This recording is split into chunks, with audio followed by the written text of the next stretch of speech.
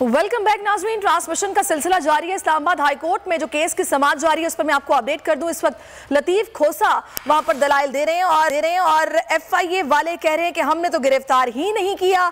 लतीफ खोसा की जानिब से कहा गया है, जबकि एफआईए का प्राइवेट वकील खुद कह रहा है कि उन्होंने ही गिरफ्तार किया है। लतीफ खोसा दलाइल दे रहे हैं। बोल्ड टीवी के शरीक चेयरमैन शेब शेख के वकील सरदार लतीफ खोसा जो कि इस वक्त दलाइल दे रहे हैं, और चीफ जस्टिस आमिर फारूक कुछ उनके हवाले से भी आपको आगाह कर दें, वो इस केस की समाअत कर रहे हैं और दलाइल देने का सिलसिला जारी है। इस्लामाबाद हाई कोर्ट में एग्जैक्ट केस है जिसकी समाअत हो रही है और एफआईए वाले कह रहे हैं कि हमने शुएब शेख को गिरफ्तार नहीं किया, जबकि प्राइवेट वकील का ये कहना है कि हम उन्होंने ही गिरफ्तार किया है, यानी कि वहां पर कुछ झूठ बोलने की कोशिश की जा रही है।